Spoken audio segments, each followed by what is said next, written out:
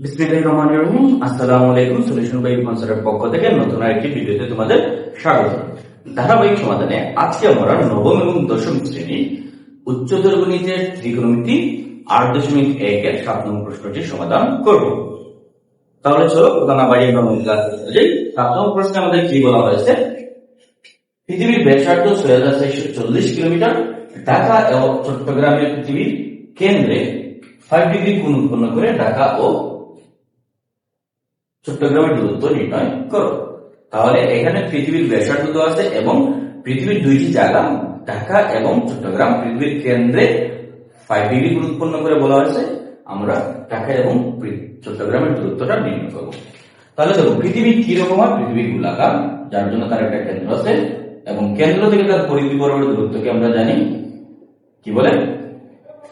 ব্যাসার্ধ। তাহলে পৃথিবীর ব্যাসার্ধ, এটা পৃথিবীর কেন্দ্র, ব্যাসার্ধ আছে কিলোমিটার। এখন ধরলাম আমরা এ বিন্দুতে আছে ঢাকা আর বি বিন্দুতে আছে চট্টগ্রাম। এ বিন্দুতে আছে ঢাকা, বি বিন্দুতে আছে চট্টগ্রাম। তারা কেন্দ্রের মধ্যে কত ডিগ্রি কোণ উৎপন্ন করছে? 5 ডিগ্রি। এখন আমরা কি করবো? এই ঢাকা থেকে চট্টগ্রামের দূরত্বটা নির্ণয় করব। তাহলে দেখো পৃথিবীর যে অঞ্চলগুলো আছে এগুলো কিন্তু পৃথিবীর কেন্দ্রে থাকে না, পৃথিবীর পৃষ্ঠে থাকে, অর্থাৎ পরিধি বরাবর থাকে। তাহলে পরিধির ক্ষুদ্রতম একটা অংশকে কি বলে? পরিধির ক্ষুদ্রতম একটা অংশকে বলা হয় বৃত্তচাপ। তাহলে আমরা পৃথিবীর দুইটি জায়গায় দূরত্বটাকে আমরা বৃত্তচাপ হিসেবে, চাপের দৈর্ঘ্য হিসেবে ধরে নিতে পারি। যে এ বিন্দুতে আছে ঢাকা, বি বিন্দুতে আছে চট্টগ্রাম। তাহলে ঢাকা থেকে চট্টগ্রামের দূরত্ব হচ্ছে এই পৃথিবী যে গোলাকার বৃত্তটার সামান্য ক্ষুদ্রতম একটি অংশ। তাহলে এই জিনিসটা কেন বৃত্তচাপটা বলছি? কারণ আমাদের একটি সূত্র আছে বৃত্তচাপের দৈর্ঘ্য নির্ণয় সূত্র। বৃত্তচাপের দৈর্ঘ্য, এটাকে আমরা এস দ্বারা প্রকাশ করি। সূত্র হলো S equal to R theta. বৃত্তচাপের দৈর্ঘ্যকে আমরা এস দ্বারা প্রকাশ করি। বৃত্তচাপের দৈর্ঘ্য এস ইকুয়াল টু সূত্র কি? আর থিটা। এস দ্বারা বৃত্তচাপের দৈর্ঘ্য, আর দ্বারা ব্যাসার্ধ, আর থিটা তো আমাদের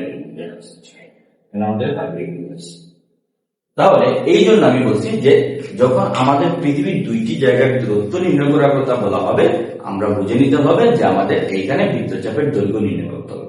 কারণ পরিধি বরাবরই কিন্তু পৃথিবীর বিভিন্ন অঞ্চল অবস্থিত। সুতরাং একটি অঞ্চল থেকে আরেকটি অঞ্চলের দূরত্ব মানে হচ্ছে এই টোটাল গোলাকার পৃথিবীর প্রথমে একটা অঙ্কের দূরত্ব নির্ণয় করবো, মানে আমি বৃত্তচাপের দৈর্ঘ্যটা কি করবো? নির্ণয় করবো। তাহলে পৃথিবীর দুইটা স্থানের দূরত্ব মানে হলো বৃত্তচাপের দৈর্ঘ্য এস নির্ণয় করা, বৃত্তচাপের দৈর্ঘ্য। আর এস নির্ণয় করতে আমাদের ব্যাসার্ধ আর লাগবে এবং থিটা কোণের মানটা লাগবে। এখানে আমাদের পৃথিবীর ব্যাসার্ধ দেওয়া আছে, থিটা কোণের মানটাও দেওয়া আছে, কিন্তু এখানে একটা টুইস্ট আছে যে এখানে থিটা কোণের মানটা দেওয়া আছে ডিগ্রি এককে, কিন্তু S equal to R theta দ্বারা যদি আমরা বৃত্তচাপের দৈর্ঘ্য নির্ণয় করি তখন আমাদের রেডিয়ান এককে মানটা প্রয়োজন হবে। তখন আমাদের কি করতে হবে? রেডিয়ান এককে মানটা প্রয়োজন হবে।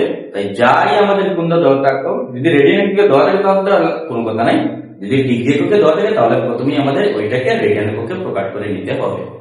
তাহলে এখানে কি কি দেওয়া আছে আমাদের?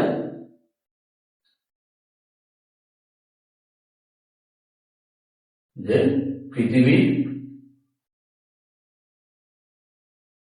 ব্যাসার্ধ আর ইকুয়াল টু 6440 কিলোমিটার, আর কেন্দ্রে উৎপন্ন কোণ যেটা সমান কত আছে? 5 ডিগ্রি। কিন্তু এইটাকে আমাদের রেডিয়ান এককে প্রকাশ করতে হবে, আর আমরা জানি ডিগ্রিকে রেডিয়ান এককে প্রকাশ করতে হলে পাই বাই 180 দ্বারা গুণ করতে হবে। আমরা এটা রেডিয়ান 5 ইন্টু পাই মান হলো 3.1416 180 রেডিয়ান। তাহলে এটার মানটা কত আসবে? 5 into 3.1416 divided by 180.